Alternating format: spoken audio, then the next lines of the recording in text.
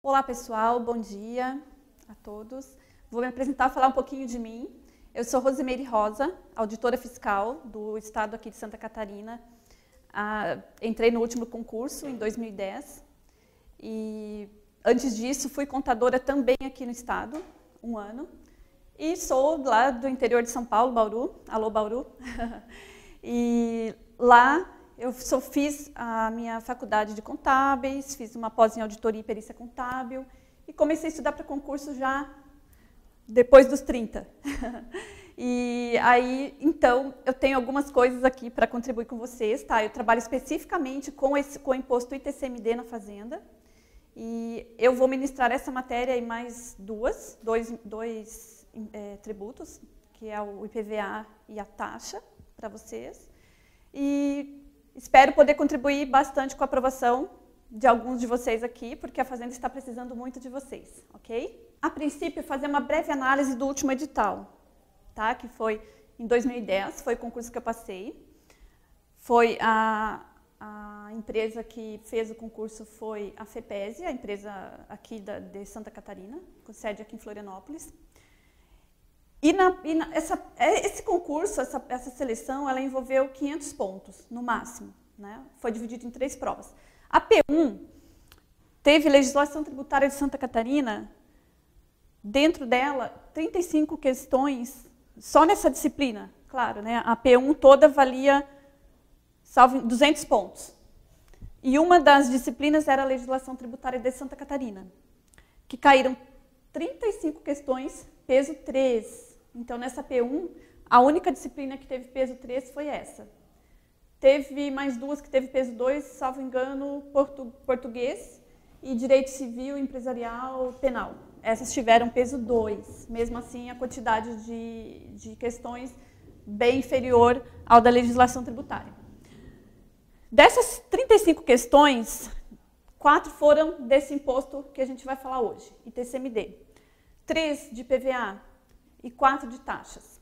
Então, foram 11 questões, valendo 3 pontos cada, 33 pontos ao total, sendo mais de um terço do que valia essa prova inteira. Então, para quem só foca o ICMS, é claro que tu vai gastar muito mais tempo para aprender e acertar todas de ICMS do que tu garantir esses pontos aqui do ITCMD, IPVA e taxas. Mas tem mais uma interessante também, que é a do TAT, que é a Lei Complementar 465, bem interessante também, não é difícil, para você garantir pontos aí que talvez tenham candidatos que não estão prestando atenção nisso. Ok? Então, são matérias que não são complexas, dá para aprender, dá para garantir bons pontos aí, tá, galera? Porque vale peso 3, valeu peso 3 na última, ok? Vamos embora, vamos começar então. Aqui eu vou trazer bem rapidinho esse slide para vocês, só para a gente não ficar muito perdido no espaço. O ITCMD, ele tem a sua competência estadual e Distrito Federal lá da Constituição. Então, artigo 155, inciso 1, fala os 3 impostos, apenas exclusivo, 3 impostos que os estados e o DF podem instituir, tá? Que é o ICMS, IPVA e o ITCMD. A lei instituidora no estado de Santa Catarina, ela é de 2004 a 13.136. Mas o decreto regulamentador, ou seja, o regulamento do ITCMD, decreto 2884 de 2004. Vamos focar nessas 2 linhas azuis aqui, tá? Durante as aulas. Eu não posso me estender lá para a Constituição ou para o Código Civil, porque ele é fonte, toda hora tu tens que ter elementos do Código Civil, vocês vão ver na aula. Saber mais ou menos o que significa aquilo, senão fica tudo muito abstrato, tá? Mas o foco são essas 2 leis, a lei mais o decreto, nós vamos trabalhá-las em conjunto, para não ficar muito repetitivo, muita coisa que está na lei, o decreto repete e aumenta, né, destrincha mais a lei, ok? Regulamenta. Então, sempre que eu falar da lei, eu vou puxar alguma coisa lá do regulamento que vem complementando a lei, ok? Para ficar mais produtivo, mais dinâmico aqui para nós. Importante também é que o Estado sempre 100% da arrecadação do ITCMD fica no cofre estadual, ok? Não tem que repartir com o município, não vai nada para o município. 100% fica aqui, ao contrário do PVA, que 50% para o município, 50% para o Estado. E o ICMS tem toda aquela divisão que vocês já devem conhecer. Ok, eu gosto, gente, de fazer muitos exercícios. Vocês têm que fazer muitas questões, responder muitas questões. Por quê? Porque quando tu aprende uma matéria, está tudo muito abstrato na tua cabeça. Quando surgem as dúvidas? Quando a gente vai trabalhar com a matéria, no dia a dia, no campo, quando eu estou lá na fazenda fiscalizando o contribuinte, aí que surge a dúvida, ok? Então, pode ter certeza que as dúvidas vão surgir durante as questões. Então, quanto mais questões tu fizer, mais firme você vai ficar, mais certeza tu vai responder mais rápido, vai ganhar tempo para aquelas matérias que tu precisa de tempo, que é contabilidade, matemática, que tu tens que fazer cálculos. Então, essas questões teóricas, é importante que tu responda rápido, sem titubear.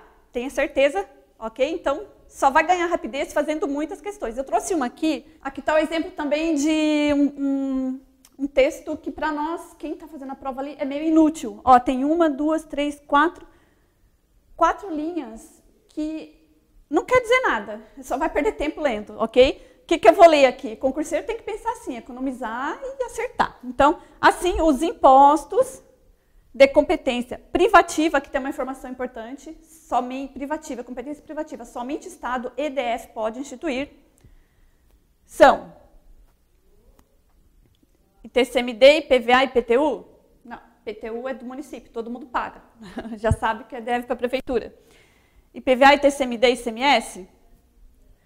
Eu acho que estamos aqui. Aí a questão C fala de TBI, que também é municipal, a D ali fala do IPTU de novo, e aí fala do IPI, que é federal. Então, tranquilo essa, né, gente? IPVA. Eu trouxe mais para IPVA, letra B, TCMD e ICMS. E trouxe mais por ser competência privativa, essa questão trouxe isso. Vamos trazer agora uma questão, para vocês verem que não é tão difícil, que teve no último concurso para auditor aqui de Santa Catarina. Bem simples, ó. ITCMD, o imposto o quê? É aplicado a todos os entes da federação? Não, já vimos que é competência privativa dos estados e do DF. Somente municípios têm competência para instituir? Besteira. Somente os estados e o DF têm competência para instituir? Provavelmente essa está certa. Somente os estados têm competência para instituir? Essa aqui, embora esteja relativamente correta, essa aqui está mais correta, porque inclui também o DF. Ok? E aí, dizendo que também compete aos municípios? Não.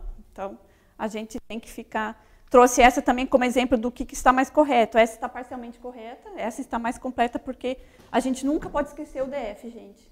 Tá? Então, existem as unidades da federação, os estados, mais DF, sempre. Não podemos esquecer. Ok, agora vamos entrar na lei especificamente. Tá? O artigo 2º, ali, o caput, e parágrafo 1º. Ele vem delimitando o que é o fato gerador desse imposto. São dois, basicamente, mas a gente vai ver no decorrer da aula que eles se desdobram. Não é tão simples assim. Primeiro aqui, a transmissão causa mortes, é uma bem comum, né? Morreu, faleceu alguém, o de cujos, que se diz, vocês vão ver bastante, a pessoa que faleceu, que deixou bens, tá? Então isso é a transmissão causa mortes. E a doação ou cessão não onerosa, ela é feita em vida, tá? Um contrato de doação, ou enfim, qualquer coisa que se queira fazer em vida, tá? Que não decorre aqui desse primeiro fato gerador. O imposto ele é muito conhecido como imposto herança, então pode-se ficar uma ideia falsa na nossa cabeça que só incide quando alguém morre. Não é bem assim. Muitas pessoas hoje já fazem a transmissão dos seus bens em vida. Por quê? Não quer deixar os filhos brigando lá na frente, não quer pagar o advogado, enfim, já agiliza tudo, já deixa tudo resolvido e morre em paz, ok? Então, por isso que tem a doação em vida aqui, muito importante, fato gerador do ITCMD. O parágrafo 1º da lei nos traz uma definição. Isso aqui é básico, isso aqui tem que saber de cor, tá? O que seria? O que se considera doação? Qualquer ato ou fato não oneroso. Qualquer ato ou fato não oneroso, que importe ou se resolva em transmissão de bens ou direitos. Então, aqui tem várias coisas interessantes. não oneroso, tá? Que se importe ou resolva em transmissão de bens ou direitos, tá? Não incide também sobre direitos, não só, a gente vai ver que são bens incorpóreos, a gente vai ver que ele incide sobre uma cota patrimonial, um dinheiro, uma conta poupança, tudo que for, que seja bens ou direitos.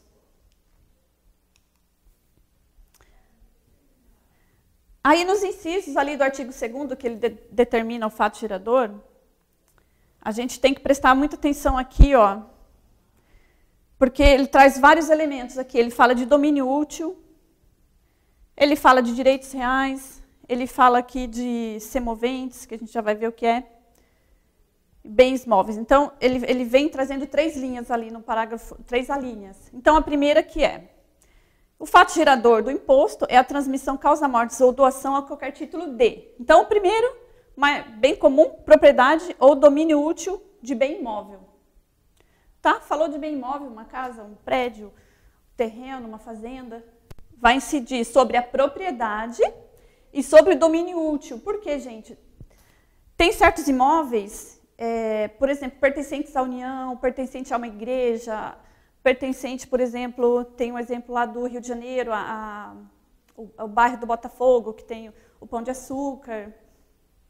Aquilo ali, as famílias, elas não detêm a propriedade, elas são foreiras. Tá? Então, quando elas negociam ou doam ou vendem, elas não vendem a propriedade, tá? Ela vende o direito, o domínio útil para outra pessoa, ou doa. Se for doação, vai a incidência do imposto. Ok, aqui só coloquei um lembrete para a gente ver o que seria o domínio útil, tá? Então, isso incide também o imposto.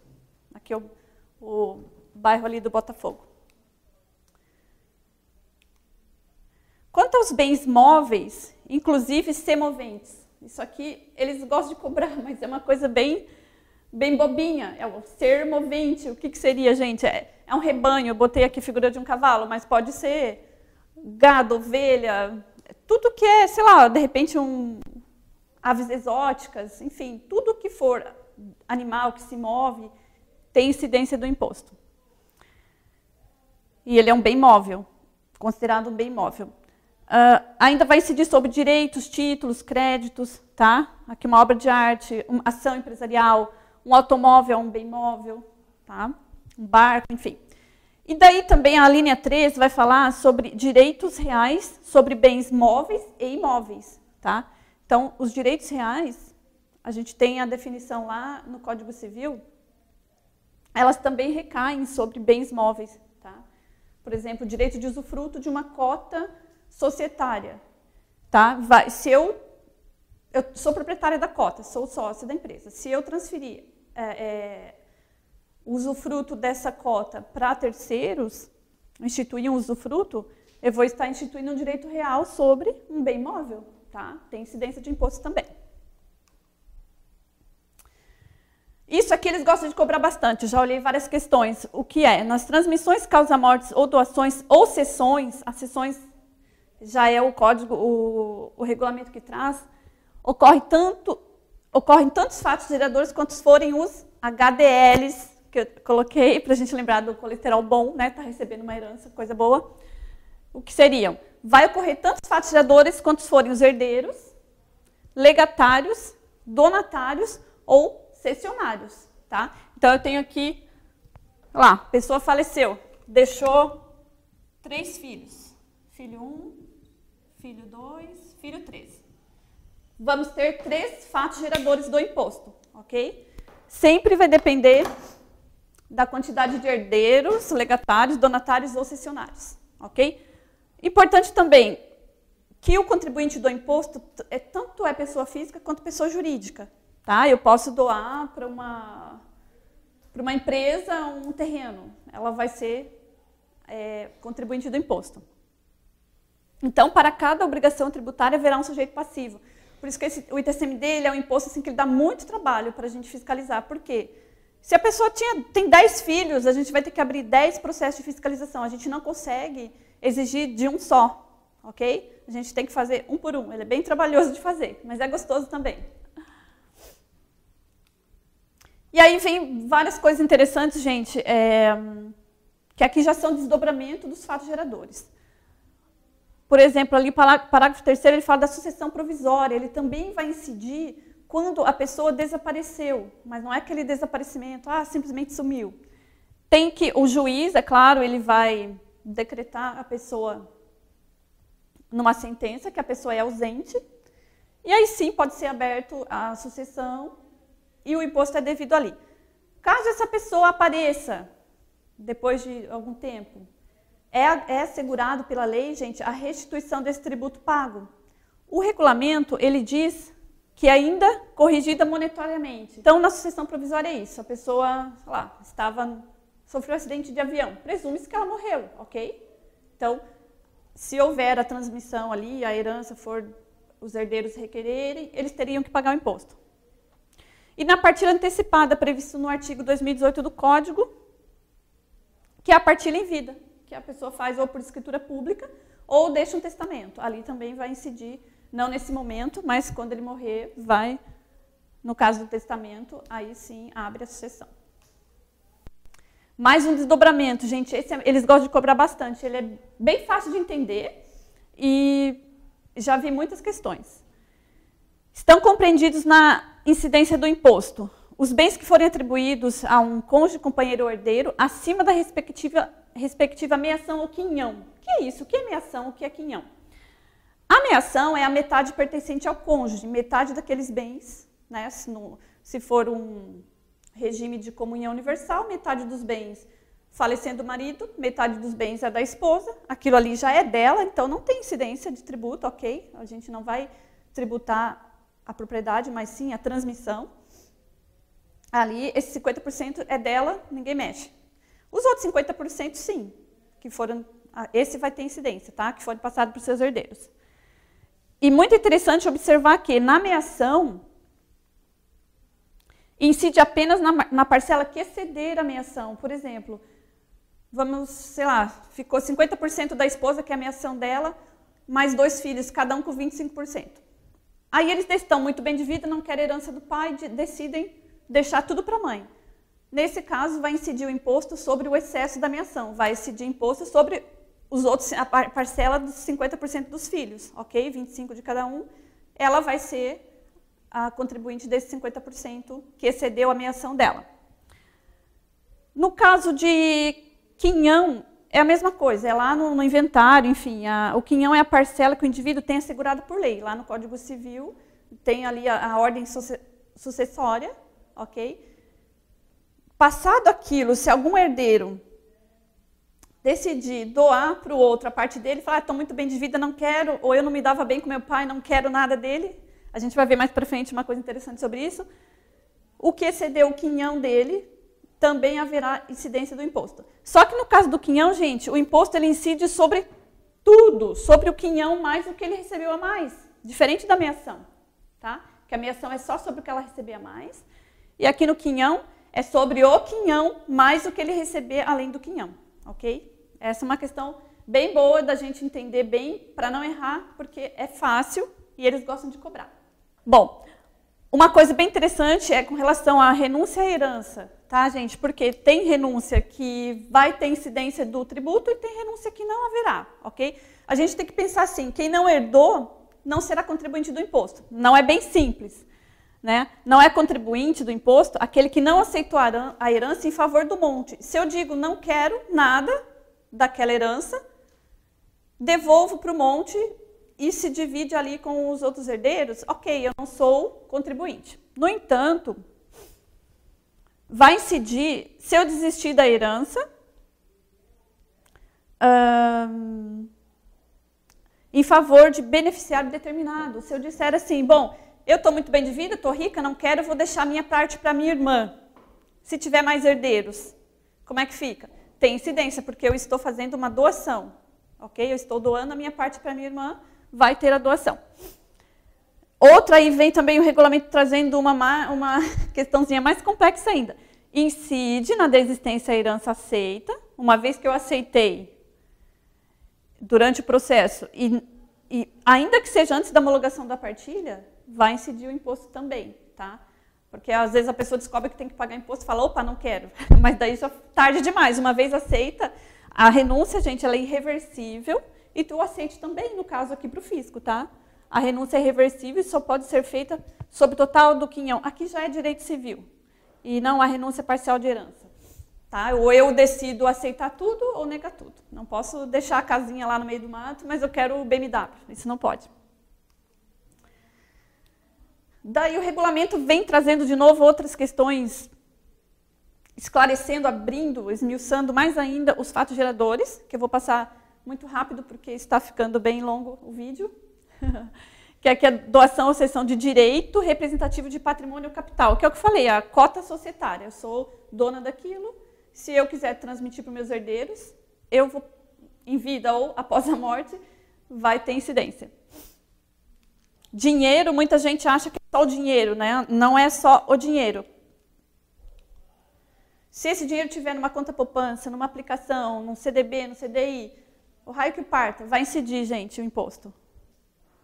Seja qual for o prazo e a forma de garantir o resgate. Tá? Ali ele vem dizendo, abrindo claramente o que é para o contribuinte não dizer, não sabia que isso significava aquilo.